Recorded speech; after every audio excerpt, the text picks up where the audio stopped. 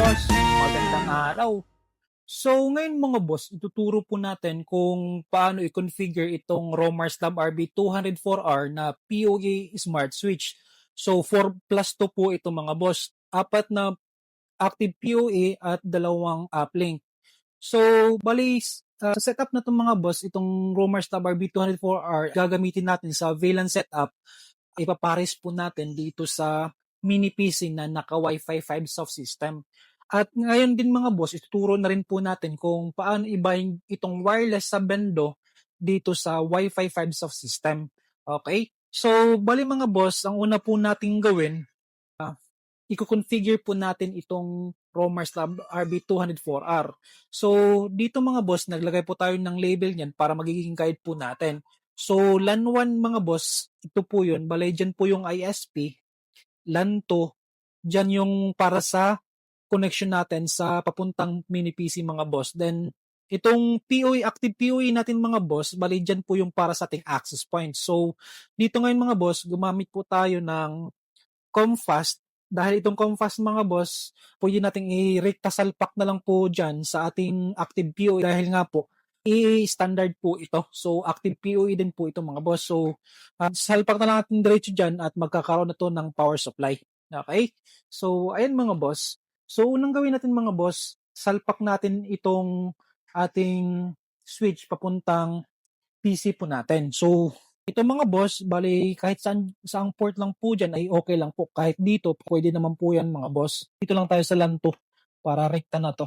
So, after natin makonect mga boss, bali punta tayo dito sa Ethernet settings natin mga boss. So, Windows plus R lang tayo. Lalabas itong run. And then, type lang natin itong mga boss, ncpa.cpl. Then, okay po natin yan. So, dito, hahanapin natin po yung Ethernet port. So, I guess ito po yun. So, identifying po siya mga boss. I guess, yan po yun. So, double click natin mga boss. Properties lang po natin. Gagawin natin itong static yung PC natin para ma-access natin yung web admin po nito. So, itong Internet Protocol version 4, click natin yan mga boss. Dito, maglalagay tayo ng IP. So, follow nyo na lang po ito mga boss. Then, subnet mask, click lang natin yan. Automatic na po yan ng maglalagay. Default gateway, leave it as it is mga boss. Okay lang yan. Then, okay lang po natin. Okay, close. Then, refresh lang natin mga boss. Close natin yan. And then, Google Chrome po tayo. So, dito, type natin 10.0.0.10. So, yan yung IP admin ng ating switch mga boss. Okay, click natin yan. Wait to this. Ayan. So, 10.0.0.10. Then, ito yung mga boss, yung login portal po. So, dito, kahit anong password mga boss is pwede naman po. Okay, so, lagyan lang natin yan. Ayan mga boss. So, dito na tayo sa device information. Bali dito, once we are here, punta tayo sa VLAN management mga boss. Ayan. So, 800 to 1Q VLAN.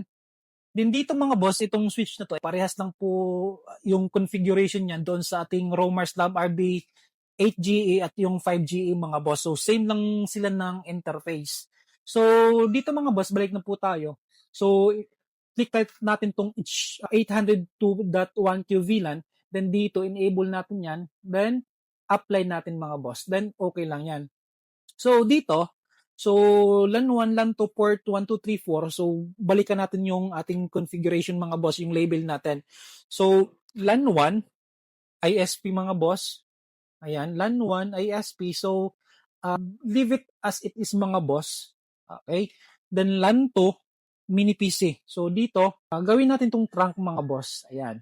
And then, wait mga boss, maglalagay nga pala muna tayo ng VLAN dito. So, 22. Ayan. So, again, LAN 1, which is the ISP, access lang po siya, naka-uncheck. LAN 2, trunk, naka-uncheck. So, dito tayo mag-check mga boss sa mga port. Dito tayo magtatag. Okay? So, then apply po natin. Then, once successful, okay lang po yan. So, ayan. So, okay na po yan mga boss. Okay? So, meron na tayong VLAN switch diode dito, which is VLAN 22 po yung ginamit natin. Okay? So, ngayon, tatanggalin ko na tong ng cable po natin, i-coconnect na po natin yung ISP. So, ISP natin is ito po yun. So, itong cable na to. So, ISP which is LAN 1. So, dito mga boss. Ayan. LAN 1. Then, LAN 2 is connection papuntang mini PC. Ayan. And then, dito mga boss, para sa ating access points, so kahit saan lang po dyan mga boss is okay lang po. So, ayan, dito tayo. So, as you can see mga boss, ayan, so nag-power on na po yung ating Comfast. Okay? So, ayan. So, rekta na po yan dito. Mabigyan na po yan ng supply. So, isang cable lang, meron na siyang power supply at yung data.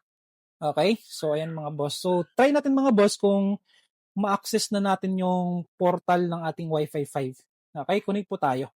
So, refresh lang natin. So, bali yung SSID nito mga boss, yung Roamers Lab Wi-Fi, yung ating SSID niyan. Okay? So, click natin, wait, ito mga boss, Roamers Lab Wi-Fi. So, ayan. So, as you can see mga boss, successful na po yan. Meron na tayong portal. So, ngayon mga boss, magbabind na po tayo ng sub-bendo. So, ang unang gawin po natin mga boss, syempre, kailangan natin ng supply. Ipa-power on na po natin yung ating wireless sub-bendo. So, punta muna tayo mga boss dito sa admin ng ating Wi-Fi 5. So, dito, login lang tayo. Default Wi-Fi 5 soft. Okay, ayan. So, after that mga boss, dito tayo sa settings system, then settings mga boss. Then scroll down lang natin, then get natin tong sub-vendor request list mga boss. Ayan. Copy natin yan mga boss. Copy. Okay?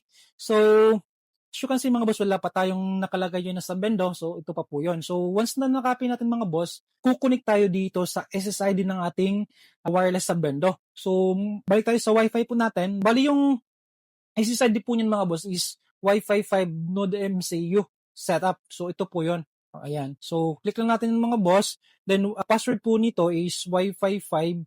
So, itong password na itong mga boss, kahit anong custom word naman nagamit nyo pagdating sa Wi-Fi 5, ay parehas lang din naman yung password niyan. Okay? Kahit anong custom word na gamit nyo.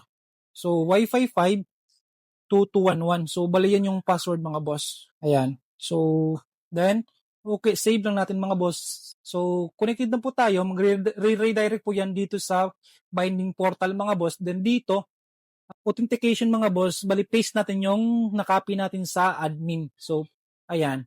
So, na-paste na natin mga boss.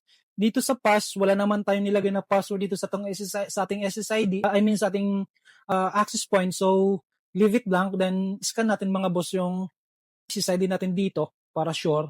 Then dito, bali ito po yun. Copy lang natin yan mga boss. Hold mo lang. Then once na ma-highlight na, copy natin. Then paste natin yan dito. Then save natin mga boss.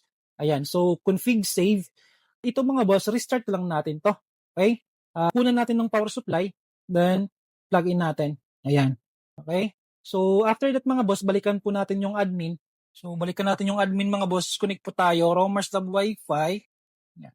So, balik tayo sa admin mga boss. Balikan natin yung system, then settings. Then sa baba, check natin kung meron ng na-detect si sub-bendo. So, ito na po yun.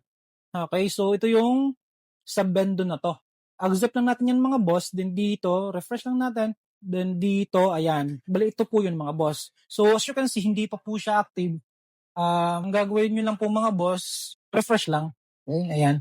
So, once na kulay green na po yung ating sub-bendo, yung name po niya, ibig sabihin mga boss, online na po yan. Okay, so pwede na po kayo ditong mag-activate ng sub-bendo niya or ng license, or pwede din po kayo modified ng rates. Okay? So, ayan mga boss. So, dito, mayroon na ata itong insert since may nakapag-bind na po tayo. So, ayan mga boss, as you can see, lumabas yung insert button. So, click natin yan mga boss. Okay, as you can see mga boss, blinking na. Ayan o. So, active na. Nag-power on na po yung ating coin slot. So, goods to go na po yan mga boss. Okay? So, ayan lang mga boss. So, maraming salamat po sa inyo. At once again, magpapasalamat po tayo kay customer nito na repeat customer natin from Northern Samar. So, ayan mga boss, maraming salamat po and God bless.